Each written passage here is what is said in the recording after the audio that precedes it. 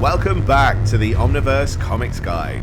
I'm Dave Molyneux. Here I am with our man in Japan, Raph Cascarino. Yep, he's back again to give us the heads up on manga that's about to hit the English-speaking market.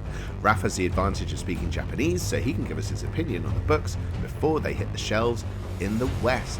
Raph-san, konnichiwa. Hello, Dave-san. How are you? I'm alright, mate. Is it San or San? San. It is San. San, yes. Okay. S-A-N with like a hard A.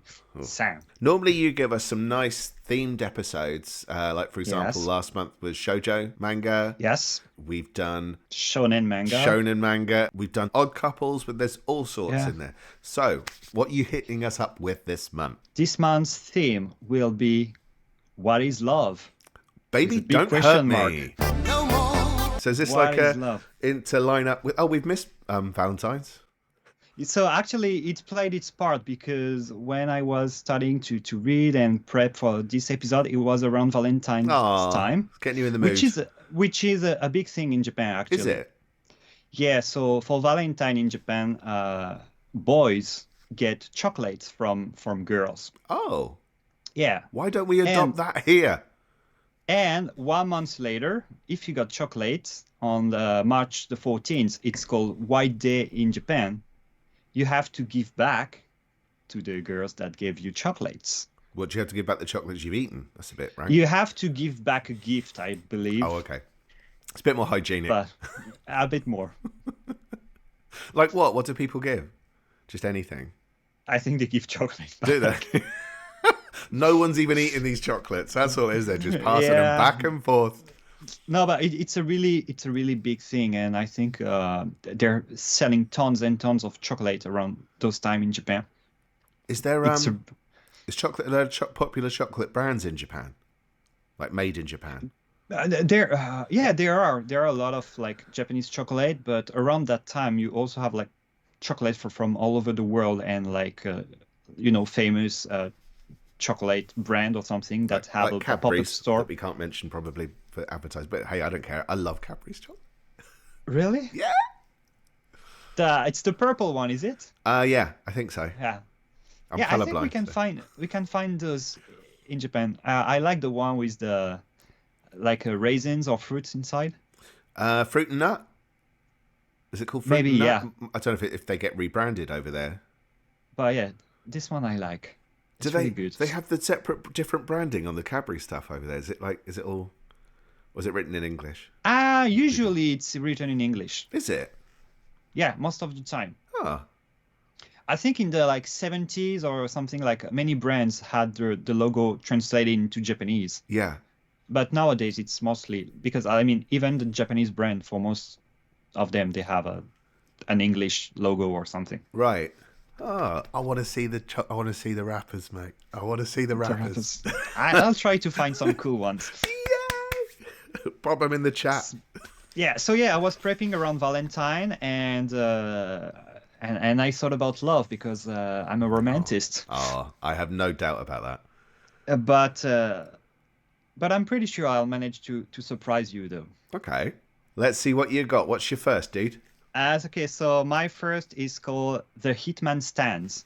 That's not remotely what I was expecting from a What is Love theme. Yeah, probably not. So imagine like a dark and gritty setting. Yes, it's about the killing machine, Owaru Endo, who is a cold-blooded and it's the strongest hitman of a massive underworld organization. A killer. But out of the blue, he decides to retire, to focus all his energy on stunning his favorite underground idol. So he begins a whole new life, the life of the ultimate fan. He goes to concerts, meet and greets. He takes part into lotteries to be able to take pictures with his idol. What? And, just singing and dancing and attending concerts. Yeah. But... What the hell? But the past has a way of catching up with you, so can he really leave everything behind and start a new life? Will he make it? You'll have to read to find out. Oh, dude. I was thinking, like, how is the Hitman thing going to play into this? It's got to come back, right? That's why, what is love? He's doing this out of love for someone who he can't reach. Obviously, he's a killer. She's an idol. That's a very, very odd starting point. Just a bit. The last thing I was expecting was you to start with a Hitman series. It's a very funny manga. I've just read the first volume, but yes, it's a lot of comedy, a lot of humor, because you have those situations like he looks the job. He's a handsome man, but he looks like he's a member of the mafia, and he's attending those concerts and doing the weird dance or like drooling over his favorite idol. And he's lining up with other guys to, be able to like shake her hand or something or talk with her for a few seconds. And then, as usual, shit happens. Yeah. It's a mix of action and comedy. I'm assuming, I don't want to spoil anything. You can tell me if this is a spoiler, but I'm assuming they cross over a little bit more closely. He doesn't remain that distant as a fan? At least in the first volume, he's still a fan. He's not becoming her boyfriend or everything, but at some point, so I'm going to spoil a little, but it's really it's in the first chapter, I think. She gets kidnapped by someone, so he's going to rescue her, but trying not to reveal his true identity because, like, he's turned a new page. He doesn't want to be a hitman anymore, but of course, his skills will help into rescuing her. Okay. What a random book this is that you chose. What's the artwork like? Because it sounds like I don't know what to expect from it. It's really looking good. No, it's a very like detailed artwork. It's the kind of artwork you find in a seinen manga, which are manga for adult men. Right. There's nothing like it's a bit. You have a bit of graphic violence, but there's no sex or anything. But yeah, very detailed, very clean artwork. Very easy to look at, easy to read. So yeah, The Hitman Stance, it's written by Rintaro Oshima. It's coming out in June and it's being published by Yen Press. Has that one been running long in Japan? It's actually a pretty recent one. There's only 3 volumes so far in Japan. Ooh. And I think it started in 2022 or 2023. It's kind of a slow rhythm of publication. Yeah. But I know I can see it being turned into a live TV show or maybe a movie. That's the kind of thing Japanese people really like because you have this comedy aspect. Yeah. Which I think makes it really easy to watch. Kind of similar to a manga we mentioned a few episodes ago, which was a Fable. Oh yeah. The Fable. Yes. Which was about a hitman too. So it's kind of similar to that one, with also a touch of the like Japanese underground idol thing. Yeah. Which is something. Something, eh? It's something. That is such a strange combination of ideas. And it will be even stranger. Oh. While we move on. Nice. Yeah. So let's talk about the next one. Okay. I'm sure you will love the title. It's called Plus Size Misadventures in Love.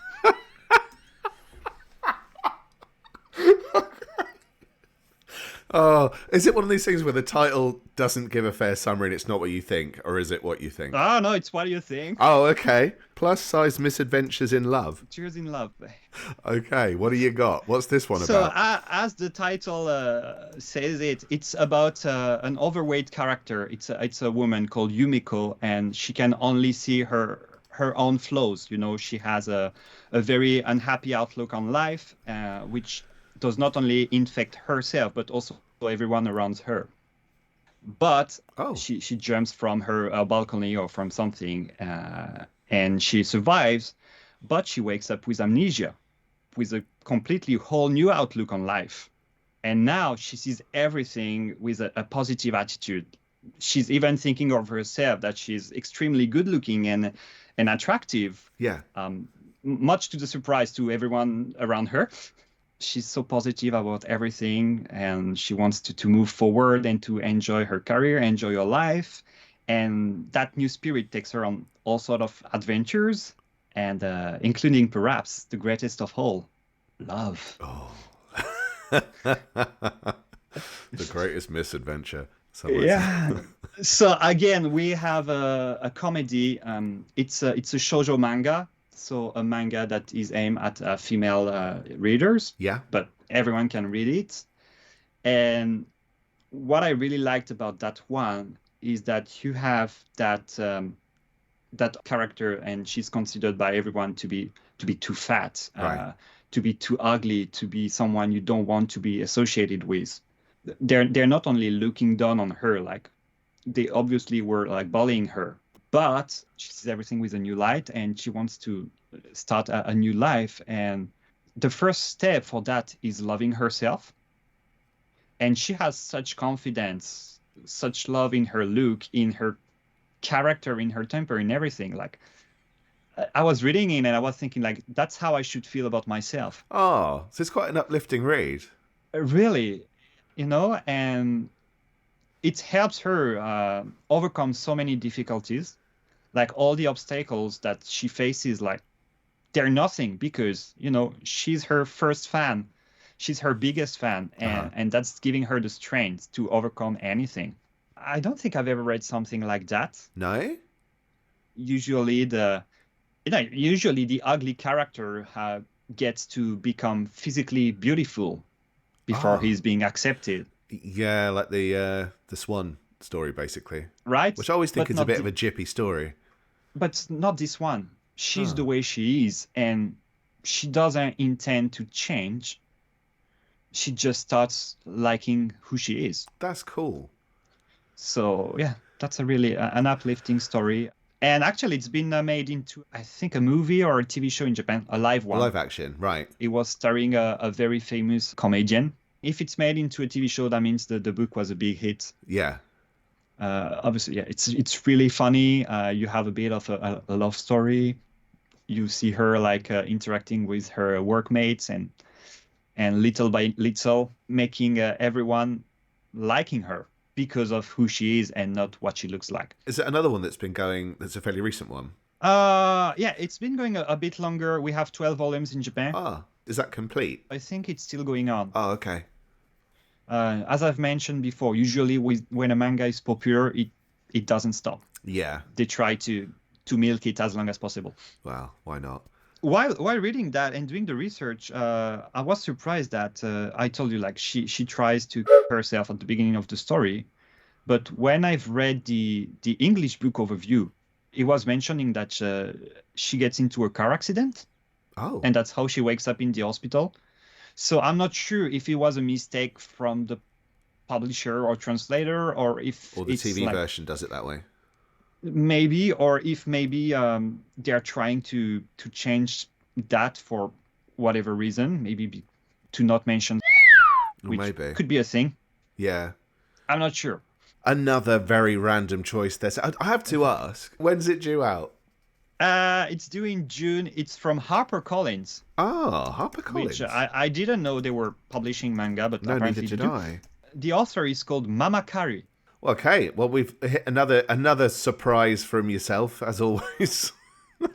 You are consistent, sir, I'll give you that. That's good, thank you. Shall we take a look at your third and final for tonight? Yeah, so the final one, as usual, I keep the best for last. And it's actually this one. I like that one so much. That's why I decided to do an episode about love. Right. Because it's a very nice love story. It's called The Long Summer of August 31st. It's about two high schoolers, Takaya, a boy, and Kana, a girl, who are trapped in an endlessly repeating August 31st. Like Groundhog Day. Groundhog Day, yeah, but in Japan. Huh. And in summer. So every day they wake up, they remember the previous days, they remember meeting each other and everything, but no one else notices. And, they're pondering, like, what could be the cause? And the boy, Takaya, he comes up with a wild theory. He thinks it's because he has an unfinished mission of securing a girlfriend during summer and losing his virginity. Okay. Which, let's be honest, it's the ultimate teenage goal. Isn't it, really? I mean, that's just boys, man. And, one thing leading to another, he confesses his love to Kana, the girl, and you'll have to read the book. Oh, another tease from the Raffers. Yeah. So yeah, you said it. It's Groundhog Day, but in a Japanese setup, and you have two characters instead of just one. Right. They're learning about themselves, about love, about feelings. It's a really sweet story. This boy, he's a really awkward teenage boy. The way he brings things to her, like, I think we're looping because I need to lose my virginity. And by the way, I'm in love with you. Right. But they didn't even know each other beforehand, before this started. So, it really comes up as a surprise to her. She's not sure how to react. And, going through each days, you can see getting closer to each other, trying to figure out their feelings. They're also facing, and that was the most interesting part in my opinion. They're also facing the difficulties of the repeating. That means they remember everything, but what they've done, what they've accomplished, it's gone the next day. Every day at midnight, I see. everything resets. Yeah. So Okay. like they exchange phone numbers, right? And they write their contact info on their phone, but the next day it's gone from their phone. Right. And It's quite they're a nice starting, little clever touch to... there is this scene. I'm spoiling a little, but it's all right. It's just one scene. They're exchanging messages with their phone, which is really sweet. Yeah. You can see them starting to connect with each other through messages. But then the next day, those messages are gone from the phone. And they feel like they've lost part of their memories. Oh, that's quite sweet. So man. you have, all those sweet things, which is really on point, I felt. It's really catching the whole process of being a teenager. Yeah. And dealing with your feelings. You're growing up, you're not an adult yet. And there are things that you want to probably carry on with you as you grow up. Yeah. And they are stuck in that state. Well, it sounds like that can't necessarily go on forever. So I'm assuming if it's not finished already, that there is an end. It's like a fairly finite series. It's not finished yet. It's not finished yes. yet. What volume when I are we read on? it, I was thinking it's only going to be 2 or 3 volumes because it feels Yeah. like there should be an ending. But no, we already have 7 volumes. Really? And it's still going on. Yes. And I really like it. So there's a high chance that I'm trying to get the other volumes. I really want to know how things will evolve. I'm wondering how they will introduce other characters. In the first volume, they are starting to introduce other characters because other people are moving, around them.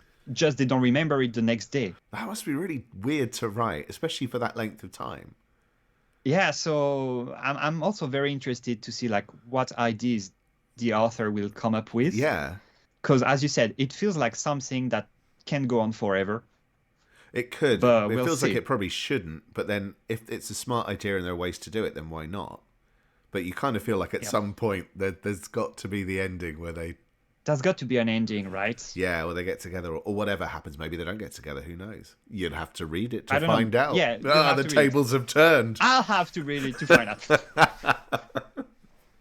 You can spoil it for me like months ahead. So The Long Summer of August 31st, written by Ikado Ito, and it's coming in April. Oh, in April? Actually, so very soon. Secure your copy. Get your copy sorted now. Pre-order. So here we are, three different approach on love. Yeah, very different, but really interesting theme, man.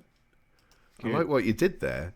I'm glad you liked it. So, was there anything else that appealed to you for the coming months? Just one title, Spacewalking with You, which was I think the number 1 on last year's top 10 manga in Japan. Oh, was it? I believe it was number 1 or number 2. I'm trying to remember. Because, of course, the list is available on the Omniverse Comics Guide website, which you put together very kindly for us.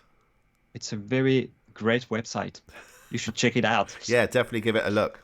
So yeah, Spacewalking with You, it's written by Inuhiko Doronada. It's published by Kodansha. It's coming out in May on the English market. Yeah, I've read the first volume and I get why it got first place on the top thing last year because really? it's It's a very unique, very original, and very interesting manga about about teenagers learning how to figure themselves out and dealing with the world around them. So, well, technically, you've given us 4 to look at then, really. I'm sorry. But no, don't be sorry. This is great. Actually, you've given me 3 to go on my list at least. So that's good. Oh, dude, just finding the time to read them all as well. That's the thing, isn't it? Though I think, obviously, normally when they, manga are quite easy to get through and easy to digest. I think a lot of the time. So there shouldn't really be an excuse. Get on and read, Dave, is what I'm saying. So, Raph, again, you've hit us with some gems. And I'm hoping this gives people something that they can look forward to picking up and get into in the coming months. If you're liking Raph's suggestions, or you've got other suggestions to throw in as well, or any kind of any feedback you've got, let us know how you're finding these books. And we'll look forward to having you back, Raph, again for another episode in a few months' time, where we'll talk about some more upcoming manga in our Manga Spotlight series. Our new Manga Spotlight episodes are normally an Omniverse Comics Guide podcast exclusive, where Raph delves into both manga and Japanese culture. Follow us at omniversecomics.guide for updates on new episodes, be they podcasts or videos, for more manga recommendations and insights from Raph.